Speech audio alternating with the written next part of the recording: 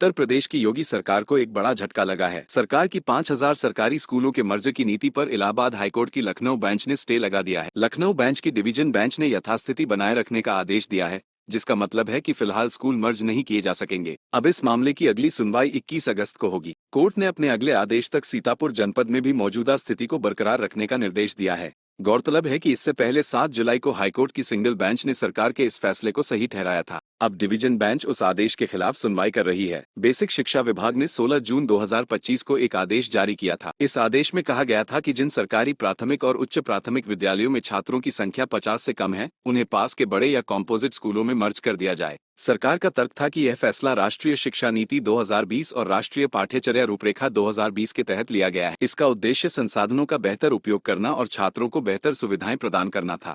छात्रों ने दी थी चुनौती, सुरक्षा और आरटीई एक्ट का उठाया था सवाल। सरकार के इस आदेश को सीतापुर की छात्रा कृष्णा कुमारी समेत 51 बच्चों ने 1 जुलाई को हाईकोर्ट में चुनौती दी थी। इसके बाद एक और याचिका 2 जुलाई को दाखिल की गई। याचिकाकर्ताओं का कहना था कि यह आदेश शिक्षा का अधिकार अधिनियम 2009 आरटीई एक्ट का उल्लंघन है। बच्चों ने अपनी याचिका में कई महत्वपूर्ण सवाल उठाए थे। उनका कहना था कि छोटे बच्चों के लिए दूर दराज के स्कूलों तक पहुंचना मुश्किल होगा, जिससे न सिर्फ उनकी पढ़ाई बाधित होगी बल्कि असमानता भी बढ़ेगी। उन्होंने ये भी बताया कि कुछ स्कूलों के रास्ते में नदी, नाला, हाईवे या रेलवे लाइन भी हो सकते हैं, जिससे बच्चों की सुरक्षा को खतरा होगा। सिंगल बेंच का फैसला और डिवीजन बेंच का स्टे। इस मामले में सिंगल बेंच ने 7 जुलाई को फैसला सुनाते हुए सरकार के निर्णय को बच्चों के हित में बताया था। कोर्ट ने कहा था कि जब तक कोई नीति असंवैधानिक या दुर्भावनापूर्ण न हो, उसे चुनौती नहीं दी जा सकती। लेकिन अब हाईकोर्ट की डिवीजन बेंच इस मामले में सुनवाई कर रही है, जिसने स्टे लगाते हुए यथास्थिति बनाए रखने के आदेश दिए हैं। साथ ही अगली सुनवाई के लिए 21 अगस्त की तारीख तय की है। ये देखना होगा कि 21 अगस्त को कोर्ट क्या फैसला सुनाती है।